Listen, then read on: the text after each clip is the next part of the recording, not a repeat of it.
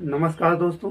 चलिए आज हम लोग और एक टॉपिक की बात करते हैं आवर्त सारणी के विकास क्रम में कि आवर्त सारणी कैसे बनी, किस प्रकार से हुई। इससे पीछे हम लोगों ने बात किया पिछले वीडियो में कि धात्विक अधात्विक के आधार पर, डोबेनियर के त्रिक नियम के आधार पर, न्यूलैंड के अष्टक नियम के आधार पर। आज हम लोग चौथा क्रम बात करते हैं मेंडलीव की मूल आवर्त सारणी, जिसको मेंडलीव ने प्रस्तुत किया। तो मेंडलीव की आवर्त सारणी की हम बात करते हैं, जो तत्वों का वर्गीकरण हुआ या आवर्त सारणी का विकास हुआ इसके संबंध में। तो मेंडलीव ने जो अपनी आवर्त सारणी प्रस्तुत की 1869 में प्रस्तुत की। जो रूस के एक वैज्ञानिक थे मेंडलीव, जिन्हें 1869 ईस्वी में उस समय की ज्ञात 57 तत्वों की, जो आज हम लोग 118 तत्वों की बात करते हैं, उस समय में 118 तत्व खोजे नहीं गए थे, जैसा कि हमने पिछले वीडियो में बताया भी था। तो यहाँ पे हम लोग बात करते हैं कि एक 57 तत्वों की खोज हुई थी। तो 57 तत्वों को उनके परमाणु भारों के बढ़ते हुए क्रम में एक अरेंज किया और अरेंज करने पर एक सारणी प्राप्त हुई, जिसे मेंडलीव की आवर्त सारणी या मेंडलीव की मूल आवर्त सारणी कहते हैं। मेंडलीव ने अपनी आवर्त सारणी बनाते समय बताया कि तत्वों का भी कुछ लक्षण होता है, मूल लक्षण होता है। तो तत्व का मूल लक्षण यानी तत्व किस लक्षणों के आधार पर अपने गुण प्रदर्शित करते हैं, तो मेंडलीव ने बताया कि तत्व का मूल लक्षण उसका परमाणु भार होता है। मैंने क्या कहा? तत्व का मूल लक्षण उसका परमाणु भार का। जो शुरुआती दौर में तत्व का जो मूल लक्षण माना जाता था, वो मूल लक्षण क्या होता था? परमाणु भार। ये क्वेश्चन ऑब्जेक्टिव में भी पूछे जा सकते हैं कि मेंडलीव ने तत्वों का मूल लक्षण किसको माना था, या तत्व का मूल लक्षण परमाणु भार होता है किनके अनुसार। 4 ऑप्शन दे देगा, जैसे मेंडलीव हो गया, डोबेनियर हो गया, ऐसे 3-4 वैज्ञानिकों का नाम दे देगा, 4 ऑप्शन उसमें पूछेगा। इसके बाद हम लोग आवर्त नियम कहते हैं। तो आवर्त नियम जो आवर्त सारणी बनाई मेंडलीव ने, उसमें कैसे अपने प्रस्तुत किए। तो मेंडलीव ने बताया कि तत्वों के भौतिक व रासायनिक गुण, तत्वों के भौतिक व रासायनिक गुण उनके परमाणु भारों के आवर्तीय फलन। आवर्तीय फलन का मतलब यह हुआ कि अगर हम तत्वों को एक निश्चित गुण के आधार पर बढ़ते हुए क्रम में रखें, समानताओं में थोड़ा थोड़ा परिवर्तनों के आधार पर तत्वों को अगर अरेंज करें, तो एक निश्चित समयांतराल के बाद, निश्चित समयांतराल के बाद समान गुण वाले तत्वों की पुनरावृत्ति होती है। जैसे हम लोग लोलक की बात करें, यहां ले लें, इसको हमने जुड़ा कर लिया, तो यहां से यहां के बीच का जो डिस्टेंस होगा, ये अंतराल जो है एक फिक्स टाइम पीरियड होगा। इसी समय अंतराल को ही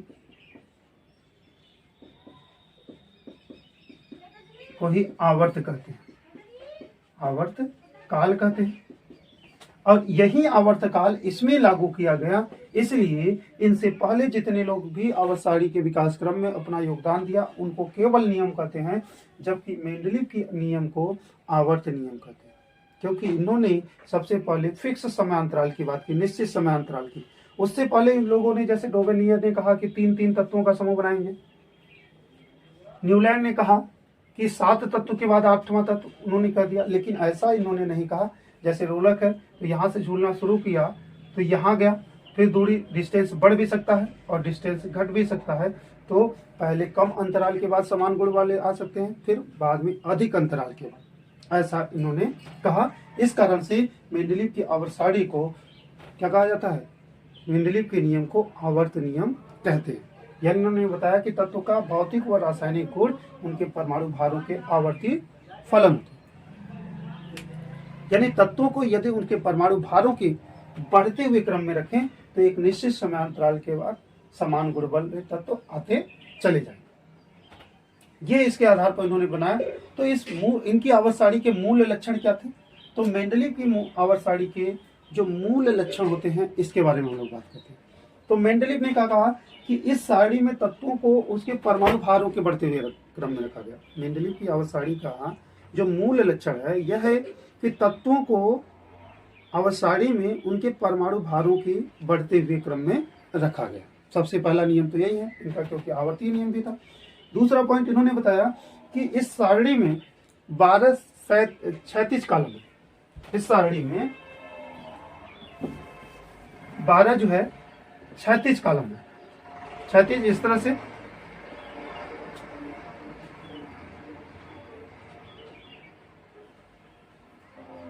12 क्षैतिज कॉलम है इस सारणी में, जिन क्षैतिज कॉलमों को श्रेणियां कहते हैं। इन्हें क्या कहा जाता है? श्रेणियां कहते हैं। इस आवर्त सारणी में 12 क्षैतिज पंक्तियां हैं, जिसे हम क्या कहा गया, इन्होंने कहा श्रेणियां कहते हैं। इसके बाद तीसरा पॉइंट यह है कि इस आवर्त सारणी को 8 ऊर्ध्वाधर कॉलमों में बांटा गया। इस तरह से 8 ऊर्ध्वाधर कॉलमों में बांटा गया है, जिन्हें वर्ग या समूह कहते हैं। तो पूछा जाए कि मेंडलीव की मूल आवर्त सारणी में कुल कितने समूहों में बांटा गया है, तो 8, या कितने वर्गों में, 8। इसके बाद जो है इसका चौथा पॉइंट यह है कि ये जो 12 क्षैतिज पंक्तियां हैं, इन 12 क्षैतिज पंक्तियों को पुनः 7 क्षैतिज पंक्तियों में बांटा गया, पुनः 7 क्षैतिज पंक्तियों में बांटा गया है, जिन्हें हम क्या कहते हैं, आवर्त कहते हैं। क्या कहते हैं? आवर्त या पीरियड कहते हैं। मेंडलीव की मूल आवर्त सारणी को 7 जो 12 क्षैतिज पंक्तियां थी, उनको फिर से 2-2 को मिला करके ऐसे एक एक कर दिया गया, जिन्हें हम क्या कहते हैं, आवर्त कहते हैं। इसके बाद क्या कहा गया कि इस सारणी में यह ध्यान रखा गया है कि समान गुण वाले तत्व एक ही समूह में रखा जाए। जैसे हम बात करें लिथियम, सोडियम, इन सब का गुण क्या है, समान है, तो लिथियम के नीचे सोडियम ही रखा जाए। यानी इस बात को तो इन्होंने कहा कि परमाणु भारों के बढ़ते हुए क्रम में रखेंगे, लेकिन यह भी विशेष ध्यान दिया कि परमाणु भार के साथ साथ समान गुण वाले जो तत्व हैं एक ही वर्ग में रखा जाए। और ऐसा करने पर उन्हें जगह जगह सारणी में क्या हुआ, खाली स्थान छोड़ना पड़ा। उन्होंने यह ध्यान दिया कि समान गुण वाले तत्व समान वर्ग में ही आए या समान समूह में ही रखे जाए। ऐसा करने पर उन्हें आवर्त सारणी में जगह जगह खाली स्थान छोड़ना पड़ा, और इस कारण से इनकी आवर्त सारणी में जगह जगह रिक्त स्थान भी पाए गए। इसके साथ साथ समान गुण वाले तत्वों के परमाणु भार समान होते हैं अथवा लगभग समान होते हैं। इन्होंने यह भी कहा कि समान गुण वाले तत्वों के परमाणु भार क्या होंगे, समान होंगे अथवा लगभग समान। ये इस आवर्त सारणी की हम लोगों ने क्या किया, सामान्य लक्षण था। तो इस आवर्त सारणी से हमको लाभ क्या हुआ, क्योंकि ये आवर्त सारणी जो है सफल नहीं हो सकी, लेकिन उस समय बहुत समय तक, लंबे समय तक माना गया कि बहुत अच्छी। पहला चीज की लाभ में इसमें यह है कि तत्वों के गुणों के अध्ययन में सुविधा हुई। तत्वों के गुणों के अध्ययन कैसे हुआ, क्योंकि इन्होंने समान गुण वाले तत्वों को ग्रुपिंग कर दिया, समान गुण वाले तत्वों को एक एक समूह में रखा, जिससे वर्ग के या समूह के एक तत्व के गुण के बारे में जानकारी होने पर उस समूह के सभी तत्वों के गुणों के बारे में आसानी से जानकारी हो जाती थी। तो तत्वों के गुणों के अध्ययन में क्या हुई, सुविधा हुई। दूसरा, सही परमाणु भार ज्ञात करने में सहायता मिली। सही परमाणु भार क्या हुआ कि सही परमाणु भार ज्ञात करने में क्या हुई, सहायता मिली। जैसे हम लोग बात करें कि जैसे हम लोग बात करें कि 1869 से पहले बेरिलियम का परमाणु भार,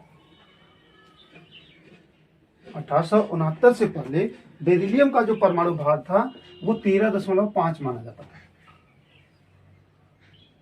लेकिन जब आवर्त सारणी बनाई मेंडलीव ने तो इसमें संशोधन किया गया, क्योंकि इसके जो गुण थे वो लिथियम और बोरान के मध्य थे। अतः यह अनुमान लगाया गया, इसके गुण जो थे इस लिथियम से क्या थे, स्ट्रॉन्ग थे, और बेरिलियम से नीचे थे। तो यह अनुमान लगाया गया कि इसका भार, इसका मतलब यह है कि लिथियम का परमाणु भार 7 और बेरिलियम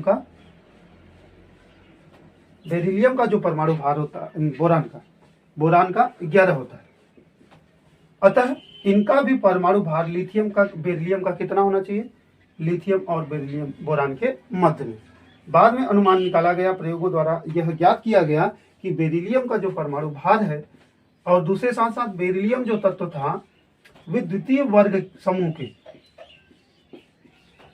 समूह के तत्वों के साथ गुणों में समानता प्रदर्शित करता था। द्वितीय समूह में क्या हुआ, जैसे बेरिलियम हो गया, मैग्नीशियम हो गया, कैल्शियम हो गया, इन सब मैग्नीशियम, कैल्शियम, इन सब तत्वों के साथ गुणों में समानता प्रदर्शित करता था। इस तरह से अनुमान लगाया गया कि यह तत्व का परमाणु भार भी लिथियम जो कि पहले वर्ग समूह में था बोरान जो कि तीसरे में था, इन दोनों के मध्य में बेरिलियम में होना चाहिए, द्वितीय समूह में होना चाहिए। अतः द्वितीय समूह में होने के नाते इसका परमाणु भार भी क्या होगा, लिथियम और बोरान के मध्य में होगा, जिससे बाद में यह निर्धारित किया गया कि बेरिलियम का जो परमाणु भार होता है 9.4 होता है, जो कि यह पॉइंट को क्या करता है, पुष्टि करता है कि सही परमाणु भार ज्ञात करने में क्या हुई, सहायता। इसी तरह से नए तत्वों की खोजों तथा अनुसंधान में सहायता हुई। नए तत्वों की खोजों से क्या हुआ कि मेंडलीव ने अपनी मूल आवर्त सारणी बनाते समय आवर्त सारणी में जगह जगह खाली तत्व स्थान छोड़ दिए। जगह जगह इन्होंने जब खाली स्थान छोड़ दिया तो देखा गया कि जैसे हम लोग बात करें कि लिथियम है, सोडियम है, यहाँ खाली मान लो छोड़ दिए, पोटेशियम मान लो नहीं खोजा गया, रुबिडियम हो जाए। तो अब क्या हुआ कि बाद के जो वैज्ञानिक हुए उनको खोजने में नए तत्वों के बारे में आसानी हुई। कैसे हुई, ये जान गए कि इसका परमाणु भार जो प्रकृति में तत्व होगा उसका परमाणु भार सोडियम और रुबिडियम के मध्य होगा, इसके साथ साथ इनका गुण क्या होगा, इन्हीं के समान होगा। तो इसके बारे में इसके तत्वों को खोजने में आसानी हुई। जैसे आप लोग कह दिया जाए कि आप जाइए पूर्व दिशा में किसी काम को करने के लिए, ठीक है, किसी व्यक्ति से मिलना है, कहिए कह दिया जाए कि आप पूर्व दिशा में चले जाइए, वहीं पे मिलेंगे। तो आप पूर्व दिशा में कहाँ तक जाएंगे, कोई निश्चित नहीं, लेकिन आपको यह कह दिया जाए कि आप जाइए पूर्व दिशा में, लगभग 4-5 किलोमीटर के बाद जो है एक बड़ा सा मार्केट मिलेगा। मार्केट के पास में ही क्या होगा, थोड़ा सा मार्केट के आगे जाएंगे, एक वृक्ष होगा। वृक्ष के पास जो है, मान लीजिए किसी दुकान की हम बात करते हैं, चाय का दुकान या जो भी है, वहां पे पूछेंगे तो वो बता देंगे उन्हीं के दुकान के पीछे घर वाले में रहते हैं सामने। ऐसे कोई पता बता दिया जाए तो यहाँ आपको पहुंचना बहुत आसान हो जाएगा। लेकिन ये पता न दिया जाए तो आपको इस व्यक्ति तक पहुंचने में क्या होगी, बहुत दिक्कतें हुई। इसी प्रकार से इन्होंने क्या किया, जगह जगह खाली स्थान छोड़े, जिससे उनके गुण के तो बारे में मालूम हो गया, लेकिन उनके बारे में खोजना था तो उन तत्वों की खोजों में क्या हुई, आसानी हुई। तो ये इनके लाभ हुए। लाभ के साथ साथ जहां इनके बहुत ही उपयोगी सिद्ध हुए, उस तरह से बहुत इनकी डिमेरिट्स भी देखने को मिली। तो इनकी आवर्त सारणी में कमियां क्या की कि मेंडलीव जो है परमाणु भारों के क्रम में परिवर्तन। कई बार ऐसा हुआ कि मेंडलीव ने कहा कि तत्व को उनके परमाणु भारों के बढ़ते हुए क्रम में रखेंगे। क्या करेंगे, तत्व को उनके परमाणु भारों के बढ़ते हुए क्रम में रखेंगे। ये तो इनका मूल आवर्त नियम था, लेकिन इन्होंने आवर्त सारणी बनाते समय इसको इग्नोर करके यह कोशिश किया कि समान गुण वाले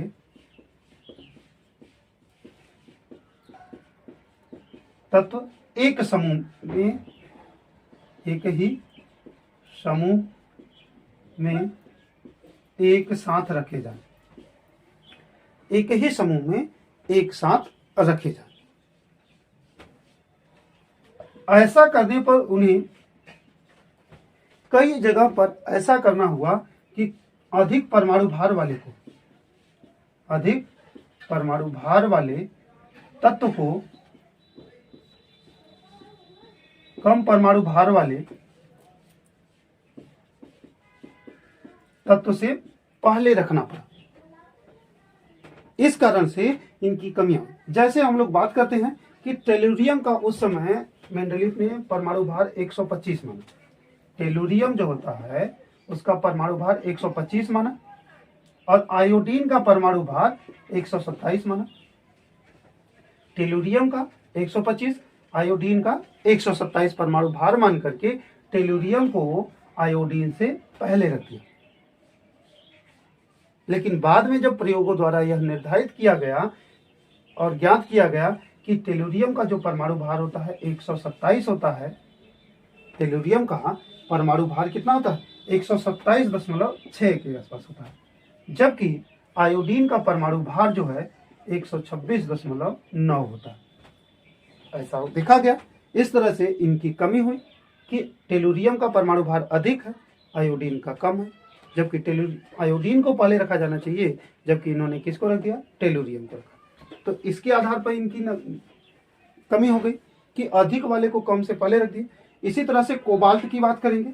कोबाल्ट और निकिल के बारे में बात करें तो कोबाल्ट को इन्होंने क्या किया, निकिल से पहले रखा, जबकि कोबाल्ट का इनका अनुमानतः जो था परमाणु भार निकिल से कम था, जबकि प्रयोगों द्वारा बाद में निर्धारित हुआ कि निकिल का परमाणु भार क्या है, कोबाल्ट से अधिक, जिसके कारण ये फेल। दूसरे, अनेक नए तत्वों के लिए उचित स्थान का अभाव। जहां इन्होंने अपनी आवर्त सारणी में जगह जगह खाली स्थान छोड़े थे, वहीं जो कि नए तत्वों की खोजों से भरे गए, लेकिन जगह इन्होंने अक्रिय गैस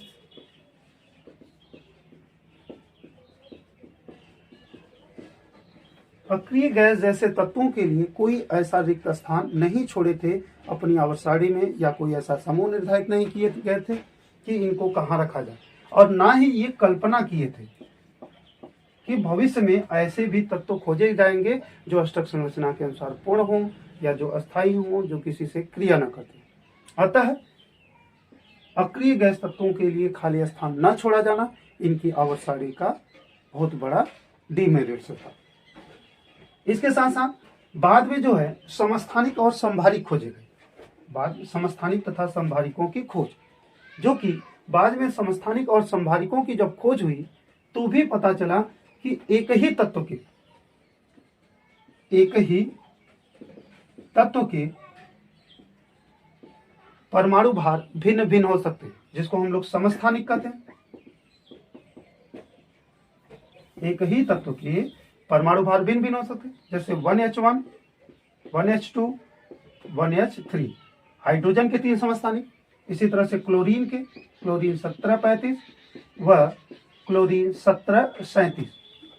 इस तरह से हाइड्रोजन जब परमाणु भार के बढ़ते हुए क्रम में रखा जाए, अगर तत्व का मूल लक्षण उसका परमाणु भार है, तो इन तीनों तत्वों का गुण अलग अलग होना चाहिए, इसको अलग अलग समूह में रखा जाना चाहिए, लेकिन ऐसा इन्होंने नहीं किया।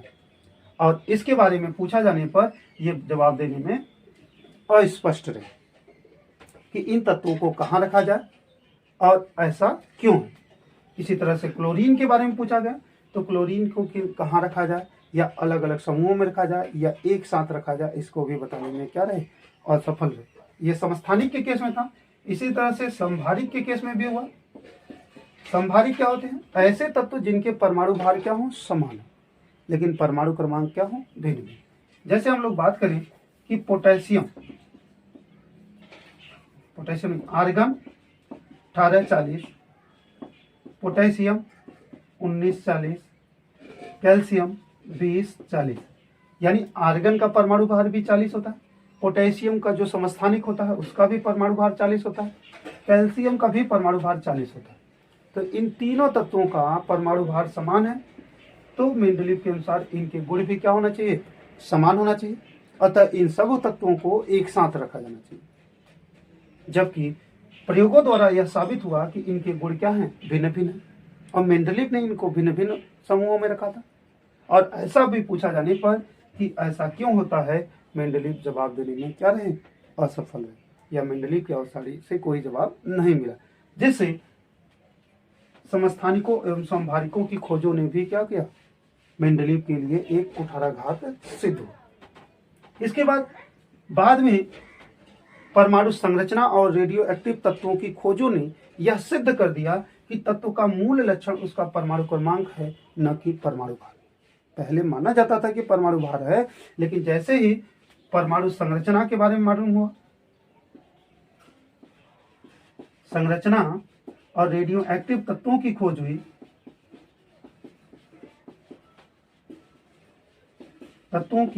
हुई, परमाणु संरचना और रेडियो एक्टिव तत्वों की खोजों ने यह साबित कर दिया कि तत्व का मूल लक्षण उसका परमाणु क्रमांक होता है, न कि परमाणु भार होता है। इसके आधार पर भी क्या हुई, मेंडलीव की आवर्त सारणी में कमियां पाई।